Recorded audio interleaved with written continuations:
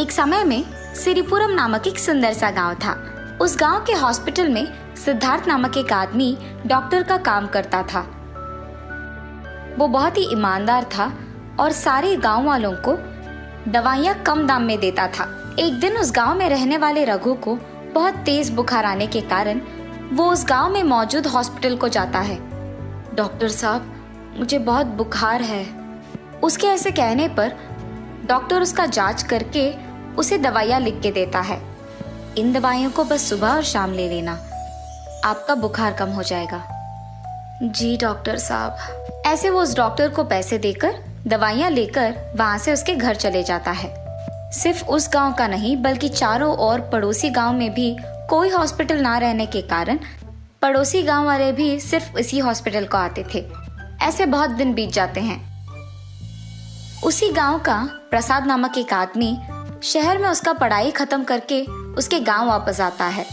उसके पिता का सेहत बिगड़ जाता है, इतना कि वो खाना भी ठीक से खा नहीं पाते हैं। ये देख प्रसाद उसके पिता को अस्पताल ले जाता है।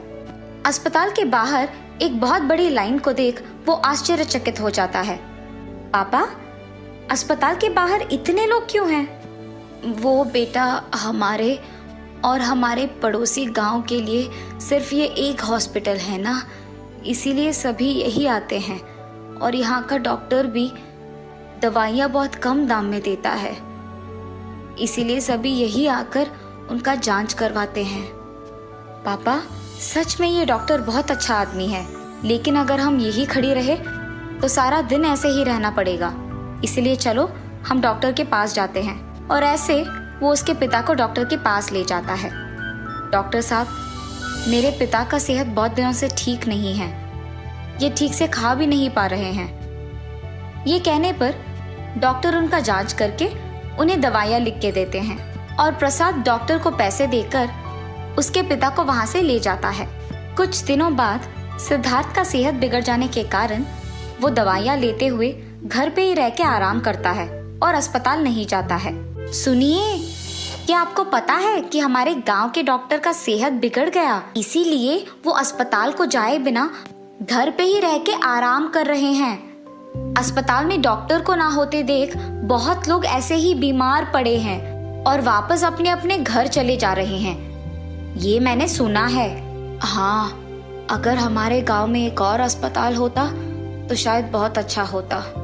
एक ही अस्पताल होने के कारण इतने लोग बीमार पड़ रहे हैं। हाँ जी, ये तो सच है। ऐसे जब उसके माता पिता बात कर रहे थे तो प्रसाद उनकी बातें सुनता है। अगर मैंने डॉक्टर की पढ़ाई की होती तो ऐसे खाली रहे बिना इसी गांव में अस्पताल लगाकर मैं काम करता था, ऐसे वो अपने आप में सोचते रहता है। हाँ, ये सही विचार है। शहर में मेरा दोस्त तो खाली पड़ा है ना, उसे तो इस गांव में कोई नहीं जानता है, तो अगर मैं उससे बोलूंगा कि वो डॉक्टर की तरह इस गांव में आ जाए तो हम लोग खुद से इस गांव में एक अस्पताल शुरू कर सकते हैं। वैसे भी इस डॉक्टर का हालत तो ठीक नहीं है, तो सारे बीमार लोग मेरे दोस्त के अस्पताल को ही आएंगे। मुझे तुरंत ये बात अपने दोस्त से कहकर उसे गांव बुलाना होगा। ये फैसला करके वो शहर में मौजूद उसके दोस्त के पास जाता है।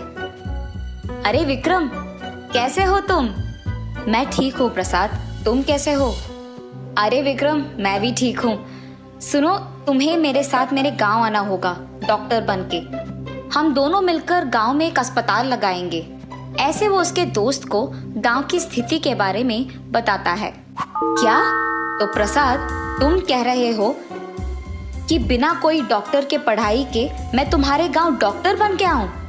अगर ऐसे हम एक अस्पताल लगाएंगे तो लोगों को धोखा देने वाले बन जाएंगे, और इतना ही नहीं, एक ना एक दिन तो उन्हें सच का पता चल ही जाएगा, तब क्या होगा? इसीलिए मुझे ये सब करने से बहुत डर लग रहा है। अरे विक्रम, तुम ज्यादा सोचो मत, डरने की कोई बात नहीं है। तुम्हारे साथ तो मैं भी रहूंगा ना। तुम डॉक्टर नहीं हो ये बात सिवाय मुझको और किसी को नहीं पता होगा। और इतना ही नहीं, हम दोनों मिलकर अगर एक अस्पताल शुरू करेंगे तो सोचो कितने पैसे आएंगे। इसीलिए ज्यादा मत सोचो, बस मेरे साथ आ जाओ। और ऐसे वो उसके दोस्त को उसके साथ गांव ले जाता है। गांव वालों के साथ साथ अपने माँ बाप को भी झूठ कहता है कि उसका दोस्त एक डॉक्टर है और वो दोनों मिलकर एक अस्पताल शुरू करते हैं। उस गांव में असली डॉक्टर सिद्धार्थ का सेहत बिगड़े रहने के कारण सभी नए अस्पताल को जाने लगते हैं। सब कुछ प्रसाद की योजना के अनुसार जाने के कारण उसे बहुत खुशी होती है। कुछ दिन बाद सिद्धार्थ का सेहत ठीक हो जाने के कारण वो वापस अस्पताल जाने लगता है। बीच रास्ते में एक नए अस्पताल को देख उसे बहुत खुशी होती है। अरे, ये तो एक नया अस्पताल है। ये देख मुझे बहुत खुशी हुई। अब से बीमार लोगों को सिर्फ मेरे अस्पताल के बाहर लंबी लाइन में खड़े होने की कोई जरूरत नहीं है। वो लोग तो यहाँ भी आ सकते हैं। ये सोचकर वो उसके अस्पताल जाता है। एक दिन जब विक्रम और प्रसाद मिलकर अस्पताल जा रहे थे, बीच रास्ते में विक्रम फिसल के नीचे गिर जाता है। इस कारण उसका पैर बहुत दर्द आता है, इतना कि वो वापस उठकर खड़ा नहीं हो पाता है। प्रसाद, यार मुझे बहुत दर्द हो रहा है, मैं उठ भी नहीं पा रहा हूँ। ऐसे उसका पैर पकड़ के जोर जोर से चिल्लाने के कारण सारे गांव वाले उसके पास आते हैं। अरे डॉक्टर साहब, क्या हुआ आपको? इतने जोर से क्यों चिल्ला रहे हैं? अरे रे कुछ नहीं, डॉक्टर साहब फिसल के नीचे गिर गए ना, इसीलिए उनको बहुत दर्द हो रहा है। अस्पताल जाने के बाद जब दवाइयाँ ले लेंगे तो ठीक हो जाएंगे। प्रसाद, तुम अब भी झूठ बोलने की कोशिश कर रहे हो। इस झूठ में तुम्हारा साथ देने के कारण ही मुझे ये हुआ होगा। इससे पहले कि तुम्हें भी मेरे जैसे कुछ हो जाए, हम सबको सच बता देते हैं कि मैं एक असली डॉक्टर नहीं हूँ। ये आप क्या कह रहे हैं डॉक्टर साहब? आप सचमुच एक डॉक्टर नहीं हैं? मुझे माफ कीजिए, मैं एक असली डॉक्टर नहीं हूँ। प्रसाद के कारण मैं डॉक्टर बनके ये गांव आया हूँ। कम से कम आप लोग मुझे माफ करके मुझे एक डॉक्टर के पास ले जाइए। मुझसे ये दर्द सहन नहीं हो पा रहा। ऐसे विक्रम दर्द में सबको सच सच बता देता है। मुझे अगर गांव वालों से बचना होगा तो सबके सामने विक्रम के साथ सच मान जाना होगा। मुझे माफ कीजिए, पैसों की लालच में मैंने ये सब किया है। इस नकली डॉक्टर के पास जाने के कारण ही अब तक मेरा सेहत ठीक नहीं हुआ है। हाँ, मेरा भी सेहत कुछ ठीक नहीं हुआ है। इसलिए हमें धोखा देने के कारण इनको हम माफ ही नहीं करेंगे।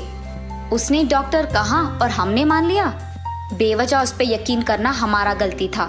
अब जब उसने उसका गलती मान लिया तो उसे माफ करना ही श्रेष्ठ होगा। चलो इसे सिद्धार्थ के अस्पताल लेके जाते हैं। उस आदमी के ऐसे कहने पर गांव वाले सारे मान जाते हैं और विक्रम को सिद्धार्थ के अस्पताल लेके जाते हैं। सिद्धार्थ को सब कुछ सच बता के उसे उस अस्पताल में छोड़ते हैं। तब से उस गांव में जो भी बीमार होता है वो कोई ऐरे गहरे पे यकीन किए बिना सिद्धार्थ के अस्पताल जाते हुए वहीं से दवाइयाँ लेके खुशी से जीते थे।